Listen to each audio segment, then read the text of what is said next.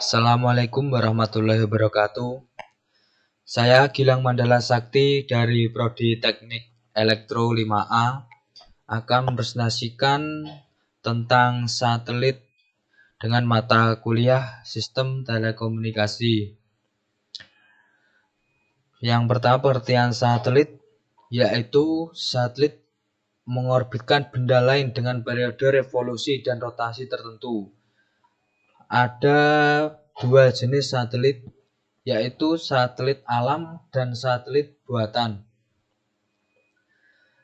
Satelit alam adalah benda-benda luar angkasa bukan buatan manusia yang mengorbit sebuah planet atau benda lain yang lebih besar daripada dirinya.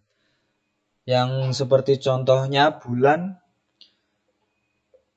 adalah satelit alami bumi. Sebenarnya terminologi ini berlaku juga bagi planet yang mengelilingi sebuah bintang atau bahkan sebuah bintang yang mengelilingi pusat galaksi. Satelit buatan adalah benda buatan manusia yang beredar mengelilingi benda lain, misalnya satelit Palapa yang mengelilingi bumi. Satelit Palapa yang dimiliki oleh Indonesia. Perkembangan sistem komunikasi satelit. Secara garis besar sejarah satelit dunia dari tahun diantaranya pada tahun 1945 Arthur Clarke menerbitkan esai tentang extraterrestrial release. Dan yang kedua 1957 diluncurkannya pertama kali satelit Sputnik. Dan pada tahun 59 satelit cuaca pertama Vanguard 2. Dan 1960 diluncurkan satelit komunikasi refleksi Echo. Dan tahun 63 diluncurkannya satelit komunikasi geostasioner SEACOM. Dan pada tahun 1965 komunikasi satelit geostasioner komersial pertama di dunia, Intelsat 1. 1976 satelit Marsat untuk komunikasi maritim dan peluncuran Palapa. 1982 sistem telepon dengan satelit mobile Inmarsat 4. Dan perkembangan pada tahun 1988 sistem satelit dengan komunikasi data dan telepon mobile Inmarsat. 1993 sistem telepon dengan digital satelit. Pada tahun 1998 sistem satelit global untuk small mobile phones. Dan perkembangan 1999 peluncuran Telkom 1. Dan untuk apa manfaat satelit? Manfaat utamanya adanya teknologi satelit adalah untuk keperluan penyiaran baik radio maupun televisi. Dengan adanya satelit maka dapat mencetak jarak jauh pada bidang pendidikan.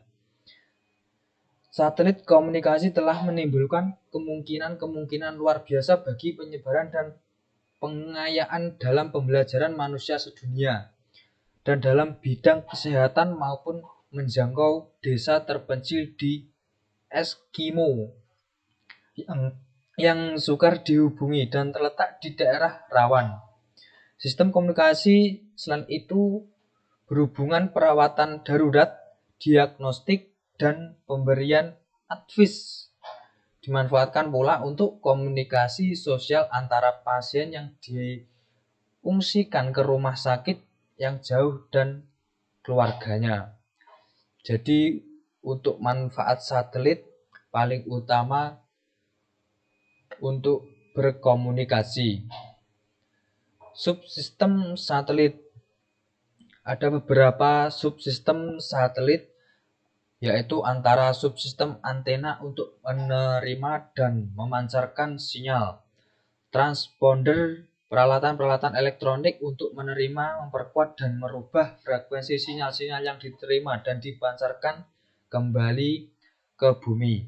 Subsistem pembangkit daya listrik untuk membangkitkan daya listrik yang dibutuhkan bagi satelit.